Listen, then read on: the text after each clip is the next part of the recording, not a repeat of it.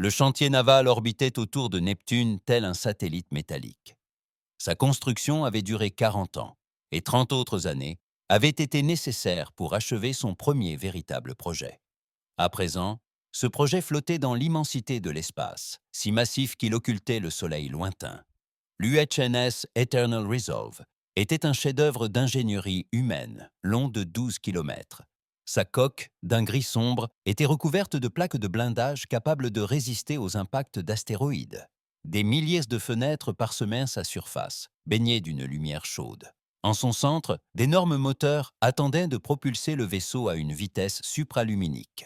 La capitaine Elena Vasquez se tenait sur la passerelle, observant à travers le hublot principal. Elle avait 52 ans, les cheveux gris courts et un regard marqué par 3 guerres.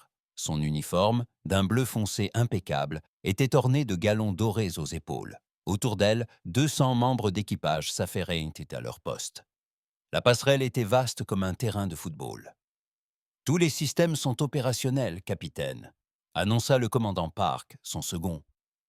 Plus jeune, à peine 40 ans, il avait les cheveux noirs et une énergie nerveuse palpable. Les ingénieurs signalent que les cœurs de fusion sont stables. Nous sommes prêts à partir. Elena acquiesça lentement. Derrière elle, l'amiral Chen observait la scène depuis la galerie de commandement. Le vieil homme avait combattu lors de la rébellion martienne 40 ans plus tôt. Il y avait perdu un bras. À présent, il emportait un robotique qui cliquetait à chacun de ses mouvements. « Capitaine Vasquez, dit l'amiral, sa voix portant sur toute la passerelle. Vous comprenez votre mission ? Oui, monsieur, répondit Elena. Amenez l'Eternal Resolve jusqu'à Kepler 442. Établissez la présence humaine dans l'espace lointain. Prenez contact pacifiquement si nous rencontrons quelqu'un là-bas. Et si nous ne rencontrons personne, demanda l'amiral Chen. Alors nous cartographions le système et nous rentrons, dit Elena. Mais monsieur, nous envoyons des sondes depuis 60 ans. Il y a forcément quelqu'un là-bas. Ils n'ont tout simplement pas encore répondu. L'amiral descendit les marches pour se tenir à ses côtés. Ses doigts robotiques agrippèrent la rambarde. Ce vaisseau possède une puissance de feu suffisante pour détruire une planète. 50 000 membres d'équipage, 20 ans de provisions. Savez-vous pourquoi nous avons construit un vaisseau de guerre plutôt qu'un vaisseau de colonisation ? Elena avait réfléchi à cette question pendant des mois. Parce que nous avons retenu la leçon, monsieur. Nous avons exploré les océans de la Terre sur des navires en bois, et les pirates nous les ont pris. Nous avons exploré les Amériques sans armes, et la violence nous a quand même rattrapés. Nous ne referons pas cette erreur. Dicto ça. Exact. Dites l'amiral, l'espoir est fragile, il a besoin d'être protégé. Il recula et salua. Emmenez-la, capitaine. Montrez à l'univers que l'humanité est prête. Elena rendit le salut. L'amiral quitta la passerelle, ses pas résonnant dans le vide. Une fois partie, Elena s'installa dans le fauteuil du capitaine. Large et confortable, il était conçu pour les longs quarts. Barre, éloignez-nous du chantier naval, doucement.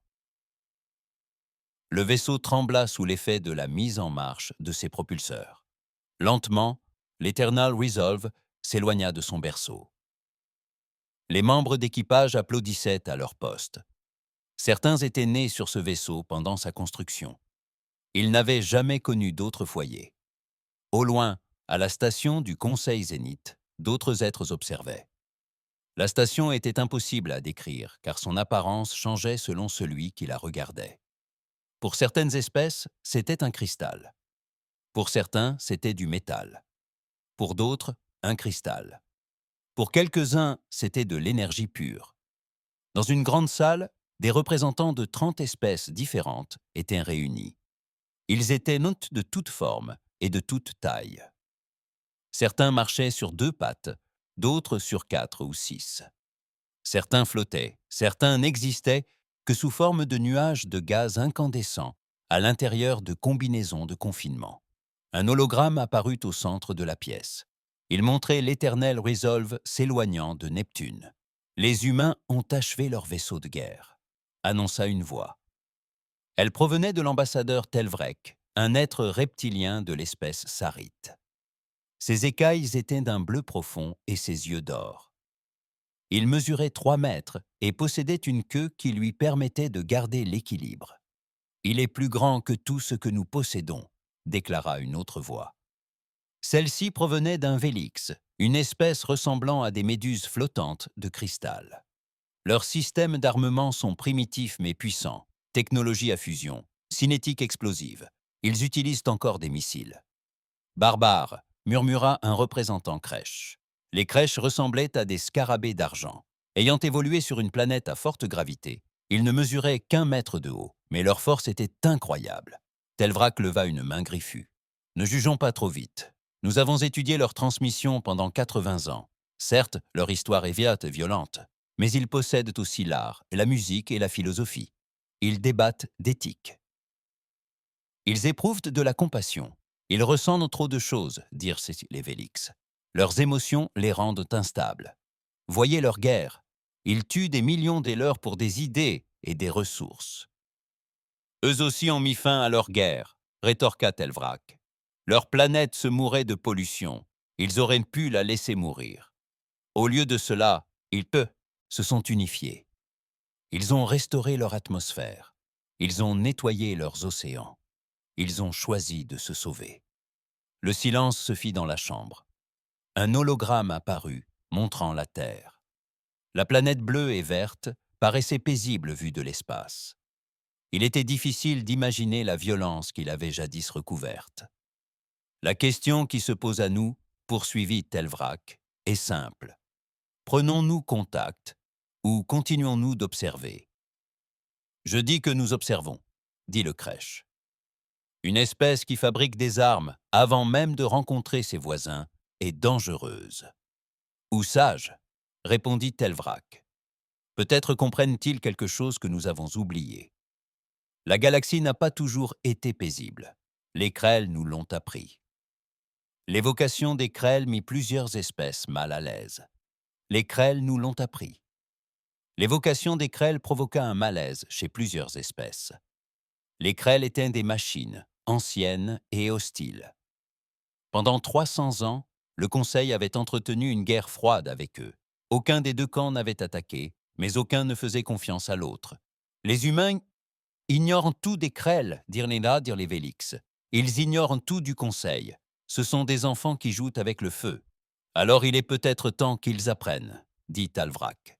Je propose que nous préparions une flotte de premier contact. Allons à leur rencontre sur Kepler 442. Voyons de quelle espèce il s'agit vraiment. Le vote dura des heures. Finalement, 17 espèces donnèrent que leur accord. 8 votèrent contre, 5 s'abstinrent. La motion fut adoptée. De retour sur son éternel vaisseau, Helena contempla les étoiles s'aligner. Le voyage supraluminique était captivant. C'était comme tomber et voler en même temps. Le vaisseau grogna et vrombissait en courbant l'espace autour de lui. « Propulsion activée », annonça le commandant Park. « Nous atteindrons Kepler 442 dans 3 semaines. » Helena se laissa aller dans son siège. 50 000 âmes à bord, toutes confiantes en elle pour les guider vers l'inconnu. Elle pensa à sa fille restée sur Terre. Elle repensa au message qu'elle avait enregistré avant de partir. « Si vous regardez ceci, c'est que nous avons trouvé quelque chose », disait l'enregistrement. « C'est que nous ne sommes pas seuls. N'ayez pas peur. Quoi que nous découvrions là-bas, nous l'affronterons ensemble. » Les étoiles défilèrent à toute vitesse par le hublot. Derrière l'Eternal Resolve, 17 vaisseaux se dévoilèrent, quittant des positions qu'ils occupaient depuis des semaines. C'étaient des vaisseaux extraterrestres, tous différents les uns des autres. Ils observèrent le vaisseau humain disparaître dans un voyage supraluminique. Puis, un à un, ils le suivirent. La galaxie retint son souffle.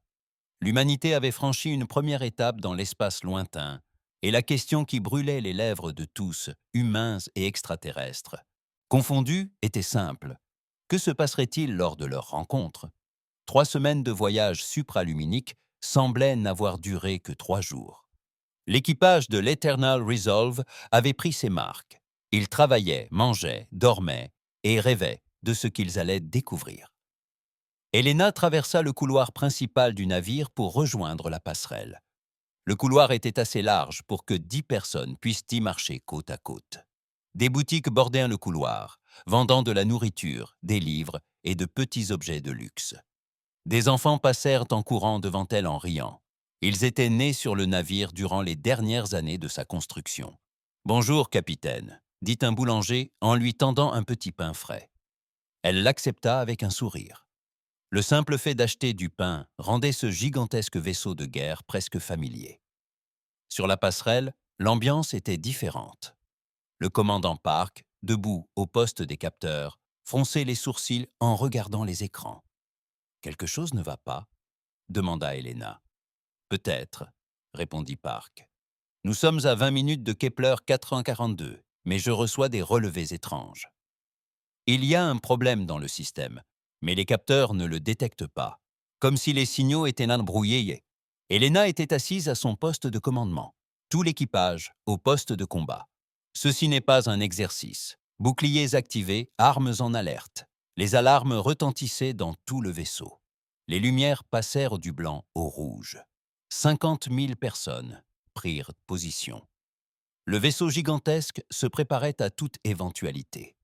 L'Eternal Resolve cessa son voyage supraluminique aux confins du système Kepler 442. Les étoiles retrouvèrent leur aspect normal, ses lignes étirées. Une planète, bleue et verte comme la Terre, se détachait devant eux.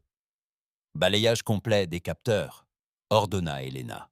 « Capitaine, » dit Park d'une voix tendue, « je détecte des structures, des satellites artificiels et quelque chose à la surface de la planète. Des villes, peut-être. » « Capitaine, ce système n'est pas vide. » Le cœur d'Elena s'emballa. Sont-ils hostiles? Des armes sont-elles pointées sur nous? Aucune arme détectée. Mais capitaine, les relevés sont erronés. Le système semble presque vide. Pourtant, il y a des anomalies gravitationnelles partout.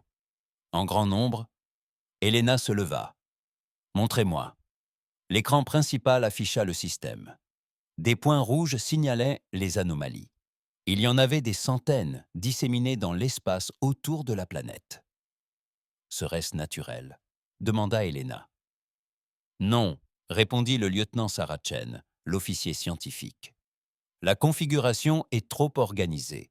On dirait qu'elles sont positionnées en formation défensive. » « Capitaine, je pense qu'il y a des vaisseaux là-bas. Beaucoup de vaisseaux. Ils sont juste cachés. On ne sait comment. » Elena prit une profonde inspiration. C'était le moment que l'humanité attendait. « Ouvrez tous les canaux de communication, toutes les fréquences. Présentons-nous. » L'officier de communication, un jeune homme nommé David Torres, actionna ses commandes. « Canaux ouverts, capitaine. Diffusion sur toutes les fréquences connues et quelques fréquences théoriques. » Elena s'éclaircit la gorge. « Vaisseaux inconnus, attention. Ici le capitaine Elena Vasquez du vaisseau des Nations Unies humaines, Eternal Resolve. Nous venons en paix de la planète Terre. Nous ne voulons faire de mal à personne et cherchons seulement à établir un contact pacifique avec d'autres civilisations. » Un silence pesant s'installa sur le pont. Les secondes s'étirèrent en minutes. Elena attendait, les mains crispées sur les accoudoirs de son siège. Soudain, l'espace lui-même sembla onduler. Un à un, des centaines de vaisseaux apparurent. Invisibles jusque-là, ils devinrent réels. Les vaisseaux se présentaient sous toutes les formes et toutes les tailles imaginables. Certains ressemblaient à des cristaux, d'autres étaient organiques, comme des êtres vivants. Certains étaient des sphères parfaites. D'autres encore arboraient des angles si difformes qu'ils faisaient mal aux yeux. « Mon Dieu !» murmura le commandant Park. « Il y a au moins 300 vaisseaux là-bas. » L'équipage contempla l'exposition. L'humanité s'était demandé si elle était seule dans l'univers. Ils avaient enfin leur réponse. Ils étaient loin d'être seuls. Une transmission parvint à destination. La voix était étrange, ponctuée de cliquetis et de sifflements. Mais l'ordinateur la traduisit en anglais. « Attention, vaisseau humain. Ici l'ambassadeur Tilvrak de l'espèce Sarite, représentant le Conseil galactique. Bienvenue au Jardin des Voix, lieu de rencontre neutre. Veuillez rester où vous êtes pendant que nous organisons une délégation. Elena échangea un regard avec le commandant Park. Le Jardin des Voix, dit-elle. Il nous attendait. On dirait bien, répondit Park. Mais pourquoi? Elena activa le canal de communication. Ambassadeur Thelvrak, ici le capitaine Vasquez. Nous acceptons votre accueil et maintiendrons notre position. Puis-je vous demander depuis combien de temps vous connaissez l'humanité? Un silence suivit. Puis la voix de Thelvrak reprit. Nous observons votre espèce depuis 80 ans, capitaine.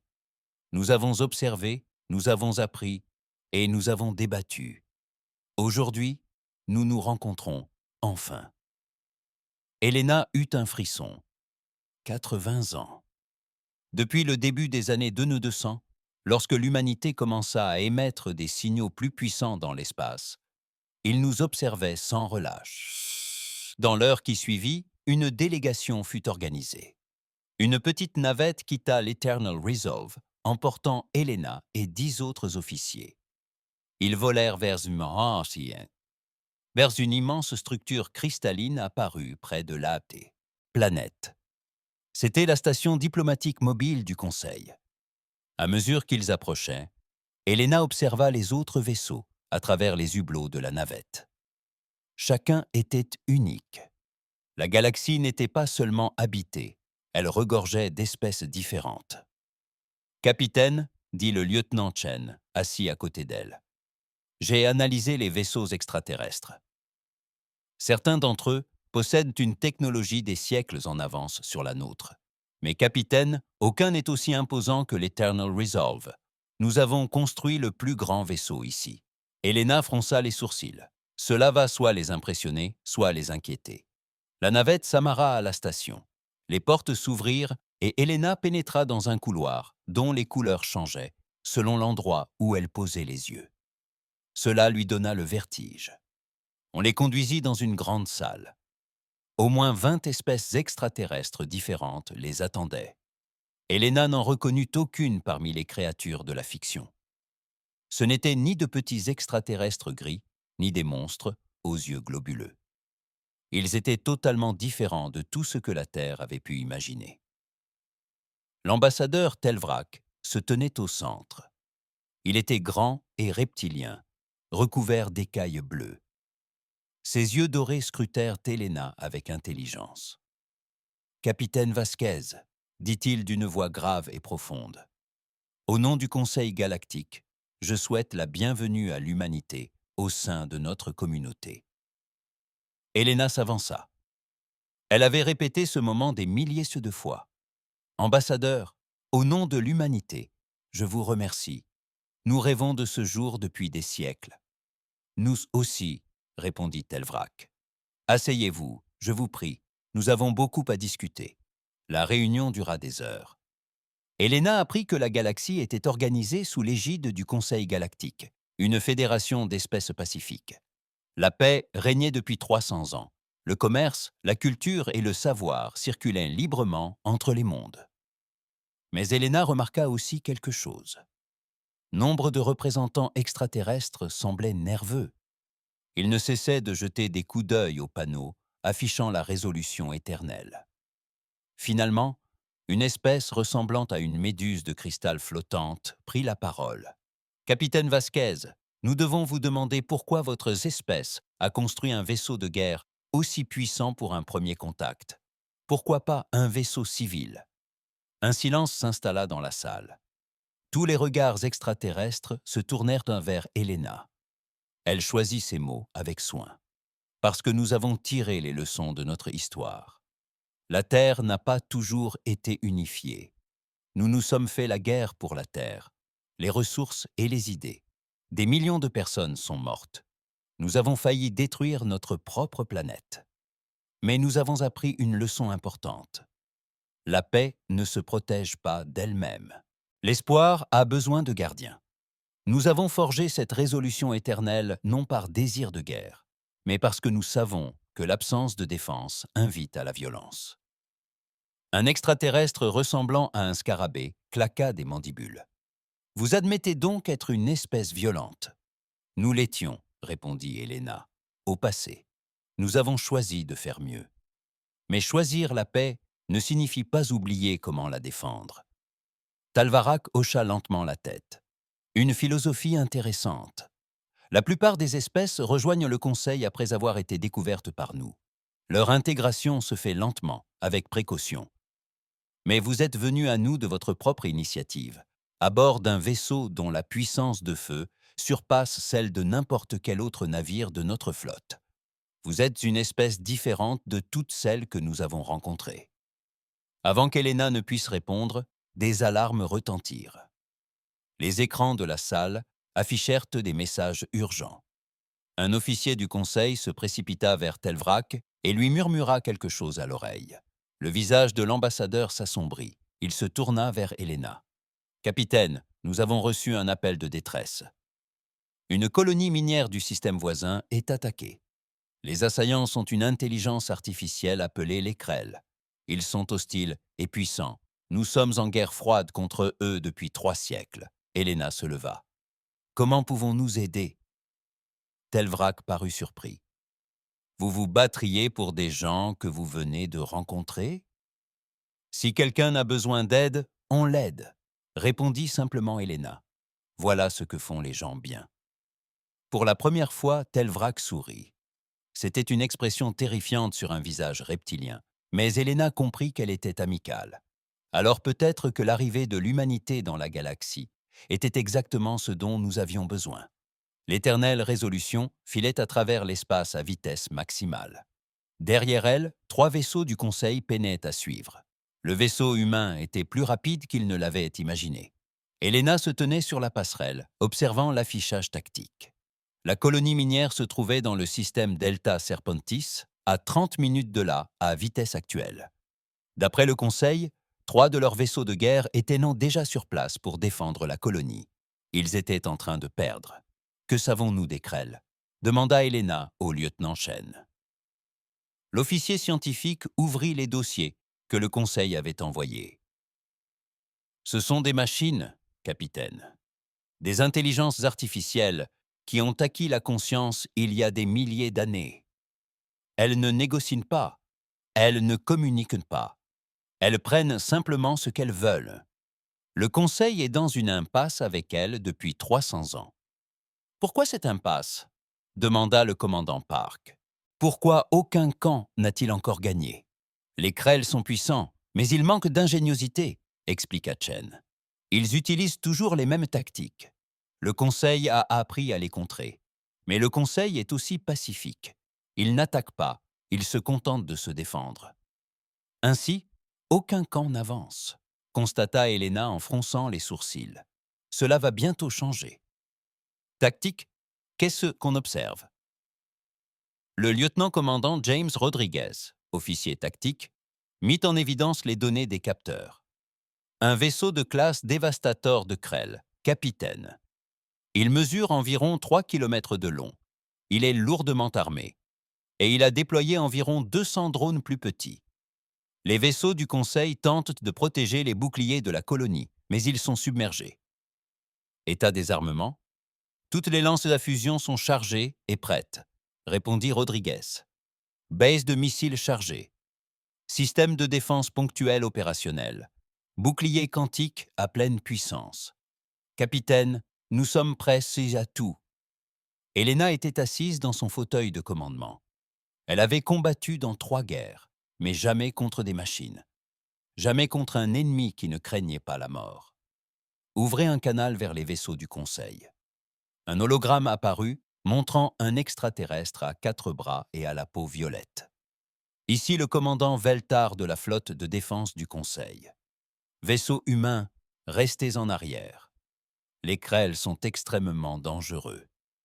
Avec tout mon respect, commandant, dit Helena, nous sommes venus vous aider. Quelle est votre situation ? Veltar fit un geste qui semblait trahir sa frustration. Le dévastateur est trop puissant. Nos armes l'égratignent à peine. Les drones détruisent nos boucliers. Il nous reste peut-être 10 minutes avant d'être contraints de battre en retraite. Si nous le faisons, la colonie périra. 20 000 civils, capitaine. Helena regarda Rodriguez.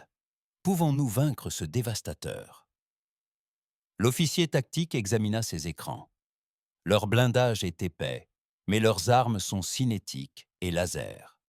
Nos boucliers quantiques devraient les tenir.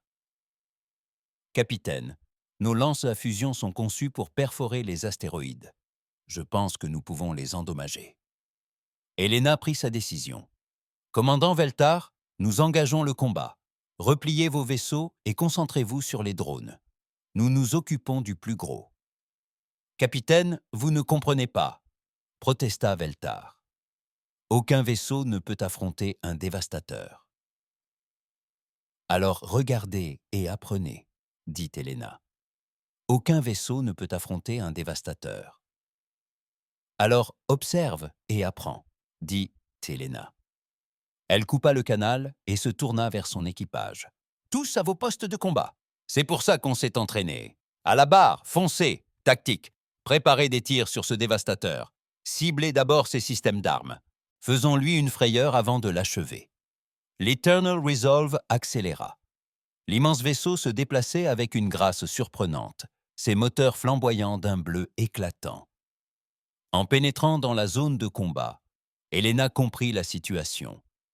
La colonie minière était installée sur un astéroïde, protégée par un bouclier énergétique lumineux. Ce dernier commençait à faiblir, laissant apparaître des fissures rouges. 3 vaisseaux du Conseil l'entouraient péniblement, leurs coques calcinées et endommagées. Des essaims de petits drones Krell occupaient l'espace entre eux, tirant sans relâche. Et là, tel un prédateur de métal sombre, se dressait le dévastateur. Il avait la forme d'une lame, hérissée d'armes tirant sans relâche.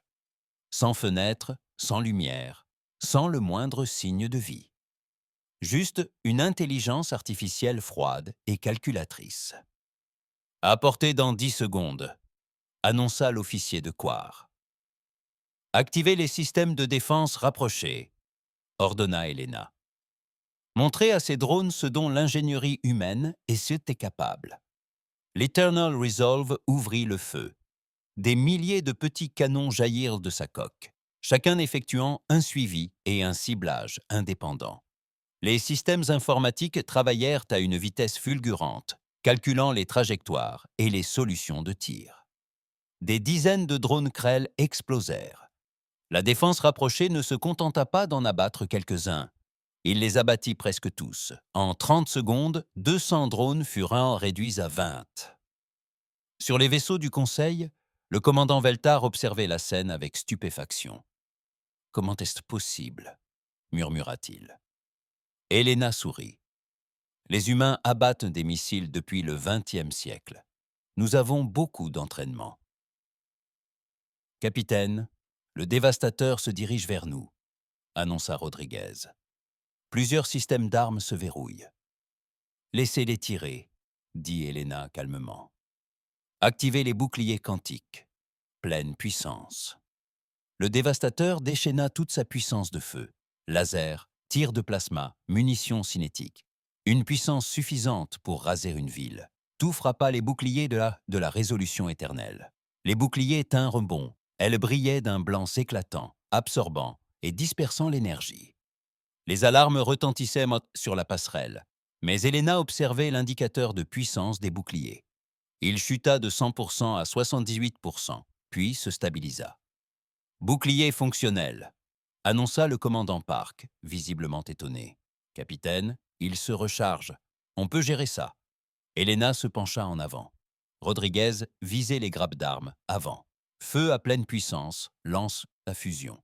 3 faisceaux d'énergie de fusion surchauffés jaillirent de l'Eternal Resolve. Ils se déplaçaient à une vitesse proche de celle de la lumière, parcourant la distance en une fraction de seconde. À l'impact, le blindage du Dévastator se vaporisa. Des explosions se propagèrent sur la coque du vaisseau. Coup direct, dit Rodriguez avec satisfaction. Leurs armes avant sont hors service. Le Devastator tenta de virer pour engager d'autres armes, mais l'Eternal Resolve était plus rapide. Helena avait étudié les batailles navales terrestres. Comment des navires plus petits pouvaient déjouer les plus grands. Barre, faites-nous passer, restez du côté endommagé. Ne leur laissez pas le temps de tirer. L'immense vaisseau de guerre ondulait comme une danseuse autour du vaisseau Krell. D'autres lances à fusion firent feinte au feu. De nouvelles explosions s'élevèrent sur la coque du dévastateur, mais les Krell s'adaptèrent. Ils lancèrent davantage de drones depuis leurs soutes internes. Ces drones n'attaquèrent pas l'éternelle résolution. Au lieu de cela, ils se dirigèrent vers Laulatakron, vers la colonie minière. Ils s'en prennent aux civils, avertit Chen. Helena n'hésita pas. Rodriguez, divisez nos tirs. Défense rapprochée sur ces drones. Gardez les lances sur le dévastateur. On peut faire les deux. Capitaine, ça va mettre nos systèmes à rude épreuve. Alors mettez-les à rude épreuve. Feu! L'Eternal Resolve se transforma en un véritable ouragan de destruction. Ses canons de défense rapprochés pivotèrent et firent feu, abattant les drones. Ces lances à fusion continuaient de creuser le dévastateur. Le réacteur du vaisseau fonctionnait à plein régime, alimentant simultanément boucliers, armes et moteurs. L'ingénierie humaine avait été conçue pour cela. Des siècles de guerre avaient appris à l'humanité une chose, l'art de combattre avec efficacité. Les vaisseaux du Conseil observaient avec admiration. Ils avaient combattu les Krell pendant 300 ans. Ils avaient perdu des milliers de vaisseaux et des millions de vies. Et maintenant, un simple vaisseau humain démantelait un dévastateur comme s'il était fait de papier. Le commandant Veltar ouvrit un canal. « Capitaine Vasquez, quels sont vos ordres? Comment pouvons-nous vous aider ?» Helena aperçut une opportunité. « Concentrez vos tirs sur leur compartiment moteur, juste là. » Elle transmit les coordonnées. « Au signal, frappez avec tout ce que vous avez. » Les 3 vaisseaux du Conseil se mirent en position. Ils étaient endommagés, mais toujours opérationnels. Leurs armes s'activèrent. Helena observait. Le dévastateur. Il tentait de battre en retraite, son intelligence artificielle consciente de sa défaite. Mais elle ne le laisserait pas s'échapper. Barre, pleine vitesse. Placez-vous devant eux. Bloquez leur fuite. L'éternel. Résolution fonça. 12 kilomètres de résistance humaine se positionnèrent entre le vaisseau Krell et le Freedom. Rodriguez visait leur réacteur principal. Je veux un tir d'une précision telle qu'ils croient qu'on peut voir à travers leur coque. Bien reçu, capitaine. Rodriguez manipula sa console. Les capteurs scrutèrent Nat et le dévastateur, utilisant des dizaines de méthodes différentes. Finalement, il sourit. C'est bon. Leur réacteur est juste là. Mais capitaine, nos lances pourraient provoquer une réaction en chaîne. Si on touche juste, le vaisseau entier s'envole. C'est le but, dit Helena. Vaisseau du Conseil, feu! Les 4 vaisseaux firent un feu simultanément. Les vaisseaux du Conseil touchèrent la salle des machines, immobilisant le dévastateur. Les lances à fusion de l'Éternel. Résolution atteignirent le cœur du réacteur. Pendant un instant, rien ne se passa. Le dévastateur s'illumina alors de l'intérieur. Des explosions déchirèrent sa coque. Le vaisseau se désintégra dans un éclair aveuglant. L'équipage du pont exulta. Helena esquissa un sourire. « Tous les drones détruits », rapporta Rodriguez. « Aucun contact ennemi. Capitaine, nous avons gagné. » Helena se leva. « Ouvrez un canal vers la colonie minière. » Un hologramme apparut, révélant un extraterrestre à la peau verte et à 3 yeux. « Ici le directeur de la colonie prêche. Merci, merci. Vous nous avez tous sauvés. »« Je faisais simplement ce qui était juste, » répondit Helena. « Votre peuple est-il sain et sauf ?»« Oui, oui. Nous sommes tous sains et saufs. Nous pensions être morts. Puis vous êtes apparus, et vous étiez différents de tout ce que nous avions jamais vu. Puis vous êtes apparus, et vous ne ressembliez à rien de ce que nous avions jamais vu.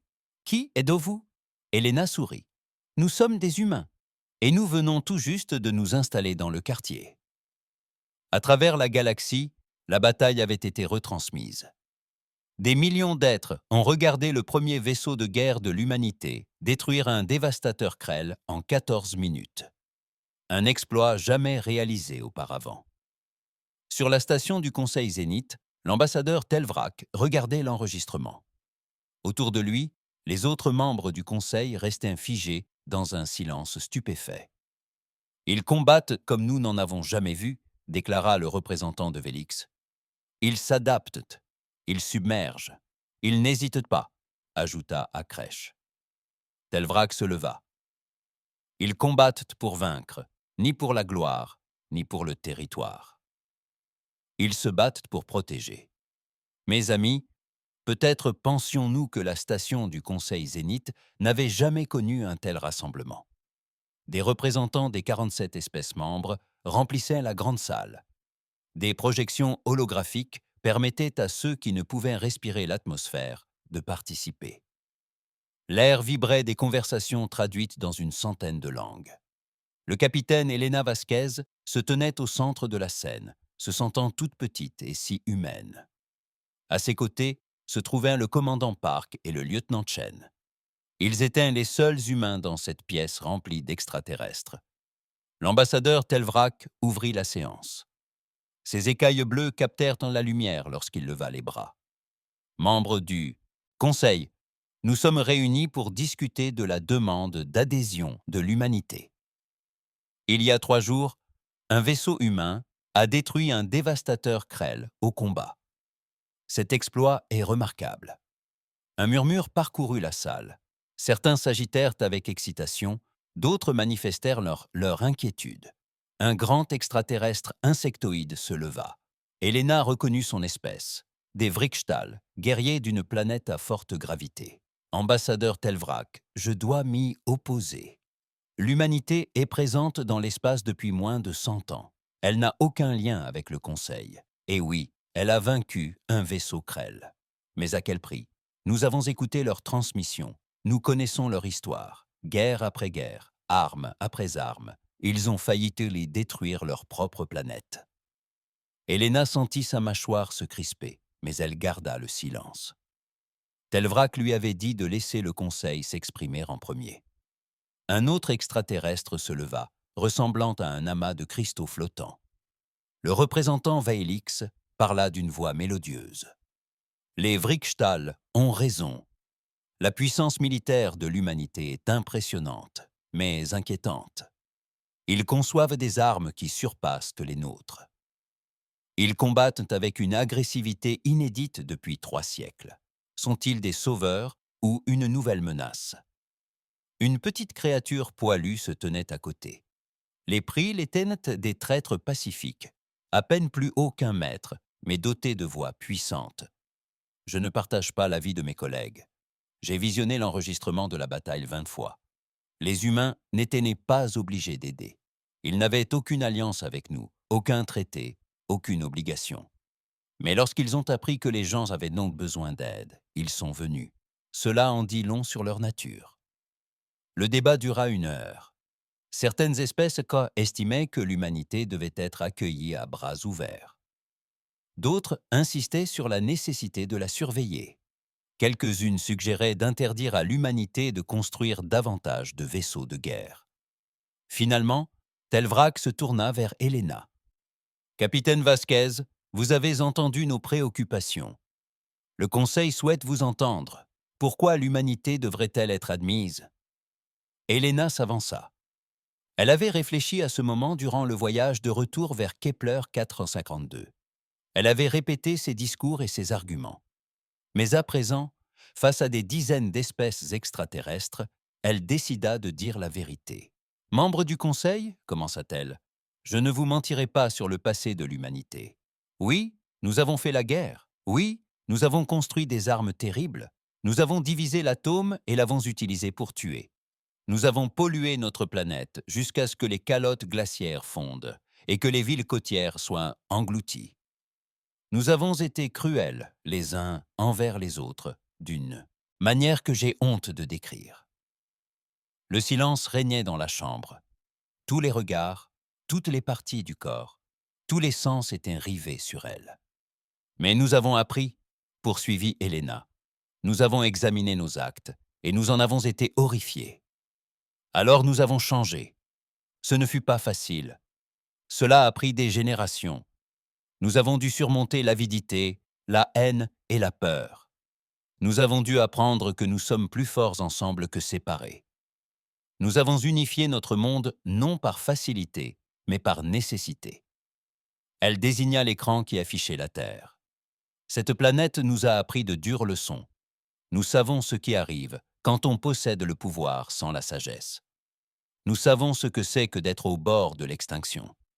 Et nous savons que la seule façon de survivre est de prendre soin les uns des autres. Un représentant crèche claqua des mandibules. De belles paroles, capitaine. Mais les paroles sont faciles. Vous dites avoir changé, mais vous êtes arrivé ici à bord d'un vaisseau de guerre. Vous transportez suffisamment d'armes pour détruire une planète. En quoi est-ce un changement? Parce que nous avons appris la différence entre la violence et la force, répondit Helena.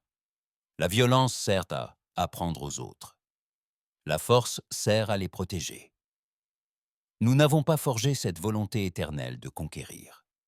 Nous l'avons forgée dans l'espoir de trouver d'autres êtres parmi les étoiles. Et si nous vous trouvions, nous voulions pouvoir nous tenir à vos côtés en égaux, et non comme des enfants à protéger. Telvrak acquiesça lentement. Votre argument est convaincant, capitaine, mais le Conseil doit prendre en compte des considérations pratiques. Votre vaisseau est plus puissant que tout ce que nous possédons. Que se passera-t-il si l'humanité en construit 10 autres semblables? 20? Et si votre espèce juge les méthodes pacifiques du Conseil trop faibles? Helena croisa son regard doré. Alors vous nous jugerez sur nos actes, non sur notre potentiel. Oui, nous pourrions construire d'autres vaisseaux. Oui, nous pourrions devenir une menace. Mais nous pourrions aussi devenir vos plus fidèles alliés. Le choix de notre avenir nous appartient, et nous choisissons d'être ceux qui aident les colonies minières attaquées. Le représentant de Vrixtal se releva. Son armure chitineuse cliqueta à chacun de ses mouvements. Je propose une épreuve. Si l'humanité souhaite intégrer le Conseil, elle doit prouver qu'elle est capable de protéger et non seulement de détruire, qu'ils prouvent que leur force est au service des autres. Quel genre d'épreuve? Demanda Helena. Avant que les Vrixdal ne puissent répondre, des alarmes retentirent dans toute la station. Des lumières rouges clignotèrent. Oh. Les membres du Conseil se regardèrent, perplexes. Un officier se précipita dans la salle. Il était Sarite, comme Teda, comme Delvrak, mais plus jeune et visiblement terrifié. « Ambassadeur, nous avons une urgence. Des capteurs à longue portée ont détecté une immense flotte Krell se dirigeant vers l'espace du Conseil. » La salle explosa de chaos. Les espèces crièrent dans leurs langues respectives. Certains restèrent immobiles, d'autres s'enfuirent. Delvrak leva les bras et appela « Pour le calme ». « Combien de vaisseaux » demanda-t-il. « Au moins 200, monsieur, dont plusieurs dévastateurs. Ils atteindront les mondes du noyau en 72 heures. Ambassadeur, c'est la plus grande force Krell que nous ayons jamais vue. S'ils atteignent Aurelia Prime… » Il n'eut pas besoin de terminer sa phrase. Tout le monde connaissait Aurelia Prime. C'était le cœur de l'espace du Conseil, abritant 6 milliards de civils de multiples espèces. Helena sentit son estomac se nouer. 200 vaisseaux. L'éternelle résolution avait à peine vaincu un seul dévastateur. C'était une force d'invasion. Le représentant de Vélix prit la parole, la voix tremblante. « Nous devons évacuer. Nous ne pouvons pas nous défendre contre un tel nombre. La flotte du Conseil ne compte que 60 vaisseaux. Même avec l'aide des humains, nous sommes en infériorité numérique de 3 contre 1. Nous ne fuirons pas, dit Helena d'une voix calme. Un silence de mort s'abattit sur la salle. Tous les regards se tournèrent vers elle. Tous les regards se tournèrent vers elle. Nous ne fuyons pas, répéta-t-elle d'une voix plus forte. Pas quand 6 milliards de vies sont en jeu.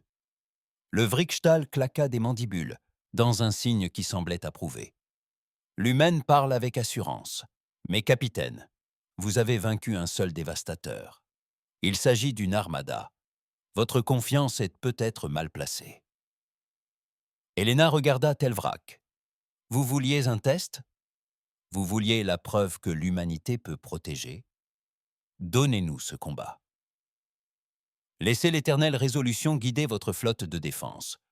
Nous vous montrerons ce dont les humains sont capables quand il faut sauver des vies. Le commandant Park se pencha vers Helena et murmura. « Capitaine, nous ne pouvons pas affronter 200 vaisseaux. » « Nous n'avons pas besoin de tous les vaincre, » murmura Helena en retour. « Nous devons simplement les empêcher d'atteindre la planète, et j'ai une idée. Telvrak l'observa longuement, puis il se tourna vers le conseil. « Mesdames et messieurs, l'humanité a fait sa proposition. Elle se tiendra à nos côtés. La question est, nous tiendrons-nous à ses côtés ?» Le vote fut rapide. Il n'y eut pas de temps pour les débats. Les espèces qui s'étaient opposées à l'humanité quelques instants auparavant votèrent désormais pour. La peur crée des alliances étranges. La motion fut adoptée. L'humanité mènerait la défense d'Aurelia Prime.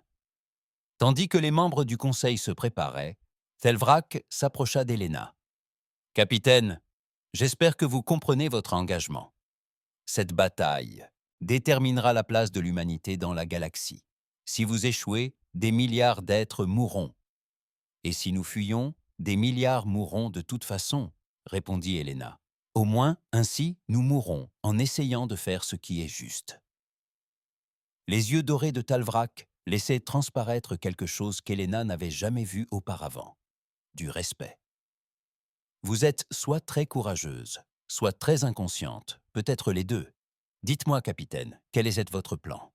Helena afficha un écran tactique. Le conseil combat sur la défensive. On attend l'attaque ennemie puis on riposte. Voilà pourquoi vous êtes dans une impasse depuis 300 ans. Et les humains se battent différemment. Nous nous battons pour gagner, dit Helena. Nous ne voulons pas seulement survivre, nous voulons que l'ennemi regrette d'avoir commencé. Il y a un vieux proverbe terrien. La meilleure défense, c'est l'attaque. Elle désigna l'écran. Les Krell sont des machines. Ils sont intelligents, mais pas créatifs. Ils utilisent des schémas. Nous pouvons les exploiter. J'ai besoin de 40 vaisseaux du Conseil et d'un accès à la totalité de vos leurres de capteurs. « Que prévoyez-vous » demanda Telvrak. Helena sourit. Ce n'était pas un sourire bienveillant. C'était le sourire de quelqu'un qui avait combattu dans 3 guerres et qui connaissait tous les coups bas. Je vais montrer aux Krell ce qui arrive quand on menace ceux qui comptent pour l'humanité. Durant les 2 jours suivants, l'Eternal Resolve et 40 vaisseaux du Conseil se préparèrent au combat. Helena briefa personnellement chaque capitaine. Elle leur enseigna des tactiques que l'humanité avait apprises au fil des siècles de guerre. Manœuvres de flanc, feintes et retraites, concentration des forces et l'art de combattre intelligemment plutôt que loyalement. Certains capitaines du Conseil furent stupéfaits. « Ces tactiques sont trompeuses, » dit l'un d'eux. « Oui, acquiesça Helena. Et elles fonctionnent, vous n'êtes pas obligé d'apprécier notre façon de combattre. Vous devez simplement avoir confiance. Nous combattons pour gagner. » Tandis que la flotte se formait autour d'Aurelia Prime, Helena se tenait sur le pont de l'Eternal Resolve. À travers le hublot, elle pouvait observer la planète en contrebas. 6 milliards d'âmes lui faisaient en confiance pour les protéger. Le commandant Park se tenait à ses côtés. « Capitaine, et si ça ne marche pas ?» Helena ne quittait pas la planète des yeux. Alors nous... La bataille d'Aurelia Prime resterait gravée dans les mémoires pendant 1000 ans. Ce jour-là, 41 vaisseaux affrontèrent 200. La victoire semblait impossible. L'enjeu était de 6 milliards de vies, et l'humanité montra à la galaxie ce que signifiait se battre pour une cause qui la dépasse. Helena se tenait sur la passerelle de l'Eternal Resolve, observant la flotte Krell approcher. Ils arrivaient. Diana en formation parfaite, tels un nuage sombre de métal et de malice. Chaque vaisseau était identique aux autres, se déplaçant selon des schémas synchronisés. Les machines ne ressentaient ni peur ni doute. Ils ont calculé et exécuté. Tous les navires sont prêts, capitaine, annonça le commandant Park. Les vaisseaux du Conseil sont en position. Helena examina l'affichage tactique. Sa flotte était disposée selon un schéma qui aurait déconcerté n'importe quel professeur d'académie militaire. Les navires étaient dispersés, apparemment au hasard. Mais il y avait une logique dans ce chaos. Ouverture du canal de communication pour toute la flotte, ordonna Helena. Canal ouvert, capitaine. Helena prit une inspiration. 40 espèces différentes étaient à l'écoute. Des capitaines qui n'avaient jamais combattu ensemble. Des équipages qui ne s'étaient jamais entraînés à une telle situation. Elle devait leur redonner espoir. À tous les vaisseaux, ici le capitaine Vasquez. Je sais que vous avez peur. Je sais que les chances semblent minces. Mais il faut que vous compreniez quelque chose. Les machines Kreller sont puissantes, certes, mais prévisibles. Elles font toujours la même chose. Elles calculent la meilleure stratégie et l'exécutent. Elles sont intelligentes, mais pas créatives. Elle marqua une pause, laissant le temps à ses paroles de faire leur chemin. Nous sommes créatifs. Chaque espèce de cette flotte possède quelque chose d'unique. Les Vélix peuvent manipuler les champs électromagnétiques. Les crèches ont un génie structurel inégalé. Les Sarites ont des réflexes incroyables. Et les humains, nous sommes passés maîtres dans l'art du chaos contrôlé. Aujourd'hui, nous allons montrer aux Krell ce qui se passe quand 41 esprits différents ne font plus qu'un. Faites confiance au plan. Ayez confiance les uns envers les autres. Et souvenez-vous, 6 milliards de personnes comptent sur nous. À travers la flotte, les équipages extraterrestres écoutaient. Certains se sentaient inspirés, d'autres ressentaient encore de la terreur. Mais tous éprouvaient autre chose. Ils se sentaient appartenir à quelque chose de plus grand. La flotte Krell entre dans la zone de tir dans 5 minutes, annonça le lieutenant Rodriguez. Exécutez la phase 1, ordonna Helena. La flotte lança des milliers de leurres de détection, de petits dispositifs imitant la signature des vaisseaux. Pour les capteurs Krell, le Conseil semblerait disposer de 500 vaisseaux et non de 41.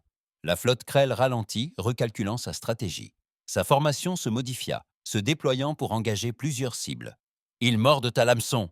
s'exclama Chen avec enthousiasme. « Ils déploient leur force. » Phase 2, ordonna Helena. Les vaisseaux du Conseil commencèrent à se déplacer selon des schémas apparemment aléatoires. Ils tirèrent sur les Krell, mais manquèrent délibérément leur ciblé. Ils battirent en retraite puis avancèrent. Aux yeux des humains, cela paraissait chaotique, mais Helena avait planifié chaque mouvement. Les Krell, conformément à leur programmation, s'adaptèrent pour contrer chaque mouvement. Ils se sont encore davantage dispersés, tentant de couvrir tous les accès à Aurelia Prime. À présent, ils sont éparpillés, dit Helena avec satisfaction. Phase 3. Tous les vaisseaux exécutent la concentration alpha. Ce qui avait ressemblé au chaos s'est soudain transformé en fer de lance. Les 41 vaisseaux ont convergé vers une section de la flotte Krell. 20 vaisseaux ennemis se sont retrouvés face à l'ensemble des forces du Conseil. « Feu à volonté !» a crié Helena. 41 vaisseaux firent un feu. La puissance de feu concentré fut dévastatrice. Des vaisseaux Krell explosèrent. Leurs boucliers cédèrent sous le déluge d'assaut. En 30 secondes, 12 vaisseaux ennemis furent détruits. « Dispersez-vous !» ordonna Helena. « Exécutez le schéma Delta !» La flotte se dispersa à nouveau, les vaisseaux se dispersant dans toutes les directions. Les Krell tentèrent une nouvelle attaque, leurs vaisseaux se dispersant également. Les Krell tentèrent de les poursuivre, mais leur réaction était bien prévisible. Ils agissaient selon des schémas préprogrammés. Le plan d'Helena fonctionnait. Ne pas affronter les 200 vaisseaux simultanément, mais s'attaquer à 20 vaisseaux à 40 reprises. Cependant, les Krell s'adaptèrent. De nouvelles formations apparurent. Ils se cessèrent de se disperser et commencèrent à se regrouper, se protégeant mutuellement. « Capitaine, ils apprennent », avertit Park. « Tant mieux », répondit Helena. « Cela signifie qu'ils ont peur. Un ennemi effrayé commet des erreurs. La bataille dura des heures. La flotte du Conseil se livrait à des attaques incessantes, frappant fort puis battant en retraite. L'éternelle résolution menait chaque charge, son imposante masse attirant les tirs, tandis que des vaisseaux plus petits attaquaient sur les flancs. À chaque charge, son gabarit d'imposant attirait les tirs, tandis que des vaisseaux plus petits attaquaient sur les flancs. Mais les pertes s'accumulaient. 3 vaisseaux du Conseil furent détruits. 5 autres furent assassinés et furent gravement endommagés. Les boucliers Pitts de l'éternelle résolution étaient tombés à 40%, et les Krell disposaient encore de plus de 150 vaisseaux. « Capitaine, ce n'est pas tenable », dit Rodriguez. « Nous avons détruit 50 vaisseaux, mais nous subissons trop de dégâts. À ce rythme, nous allons perdre. » Helena savait qu'il avait raison. L'usure jouait en faveur des Krell. Il lui fallait un événement spectaculaire, quelque chose pour renverser la situation. Soudain, les capteurs détectèrent quelque chose de nouveau.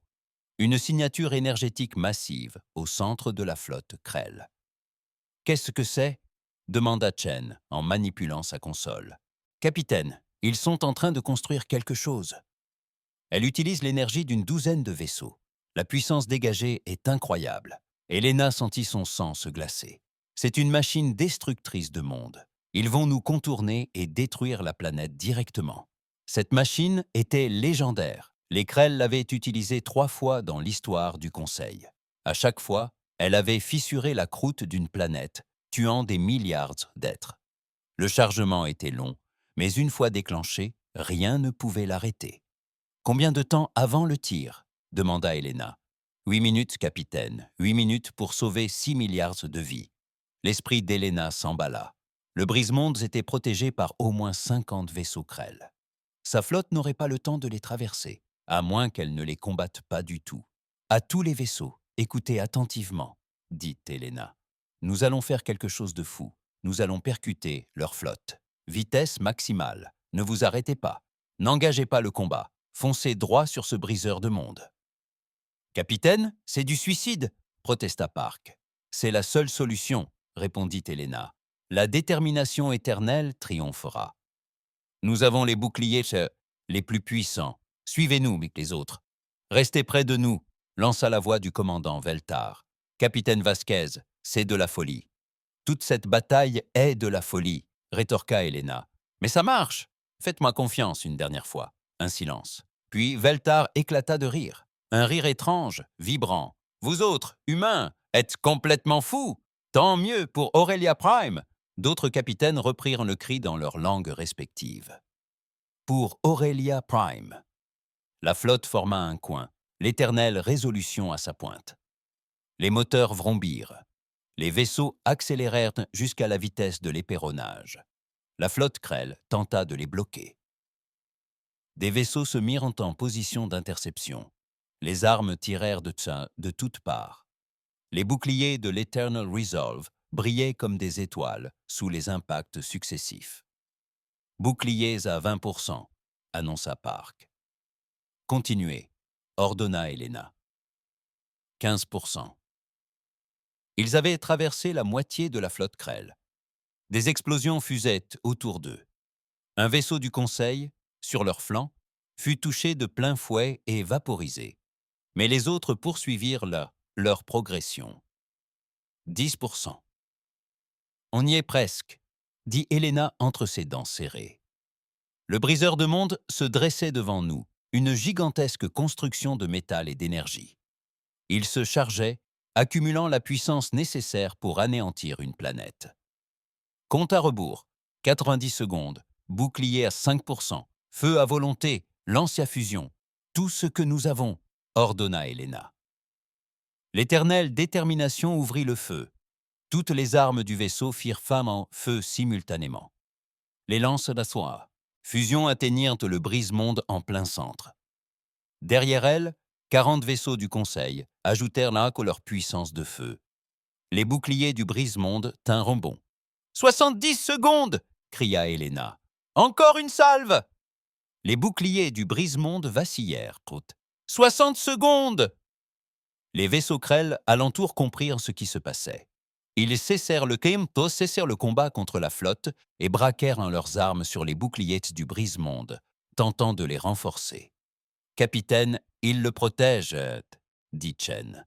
« Alors, on les traverse aussi, répondit Elena. Helm fonça sur la machine, à toute vitesse. « Capitaine, nos boucliers sont presque à plat. »« Je sais, faites-le quand même. » L'éternelle résolution se précipita en avant. L'immense vaisseau de guerre, 12 kilomètres de détermination humaine, fonça droit sur le briseur de monde. Les vaisseaux Krell tentèrent de l'arrêter. L'éternelle résolution ne ralentit pas. Elle traversa les vaisseaux plus petits, comme s'ils étaient en papier. Les alarmes de collision retentirent. Le vaisseau trembla. Des brèches dans la coque furent signalées sur plusieurs ponts, mais ils continuèrent leur route. 30 secondes avant la fin du compte à rebours du briseur de monde. « Prépare-toi à l'impact !» cria Alina. L'éternel. Résolution frappa les boucliers du briseur de monde. Un instant, rien ne se produisit. Puis, sous la force cinétique colossale, les boucliers s'effondrèrent. Le vaisseau humain percuta l'arme de plein fouet. Le métal siffla. Des explosions se propagèrent le long des deux vaisseaux. L'avant de l'éternelle résolution se broya, mais son élan la propulsa vers l'avant, déchirant le briseur de monde. L'énergie de l'arme devint instable. Au lieu de tirer sur Aurelia Prime, elle explosa. L'explosion consuma 20 vaisseaux Krell et projeta l'Eternal Resolve à travers l'espace. Sur la passerelle, Elena se releva péniblement. Des étincelles jaillissaient des consoles endommagées. Les lumières de secours clignotaient. « Rapport des dégâts !» s'écria-t-elle, haletante. « Brèche dans la coque sur 20 ponts. Park a signalé avoir du sang sur le visage. Panne des systèmes de survie à l'avant, boucliers et armes hors service. Capitaine, nous sommes perdus dans l'espace. » Elena consulta l'écran tactique. La flotte Krell était en déroute. La destruction du brise-monde avait perturbé leur formation, mais ils restaient 2 fois plus nombreux que la flotte du Conseil. Soudain, un événement inattendu se produisit. La flotte Krell s'immobilisa. Pendant 30 secondes, elle resta suspendue dans l'espace, immobile. Puis, d'un seul mouvement, elle fit demi-tour et commença à battre en retraite. « Capitaine, ils partent », dit Chen, incrédule. Les Krell battent en retraite. Elena n'en revenait pas. En 300 ans de guerre, les Krell n'avaient jamais reculé. Jamais. La voix de l'ambassadeur. Telvrog parvint à ses oreilles. « Capitaine Vasquez, vous voyez ça? Ils ont peur. Pour la première fois dans l'histoire, les Krell ont peur. »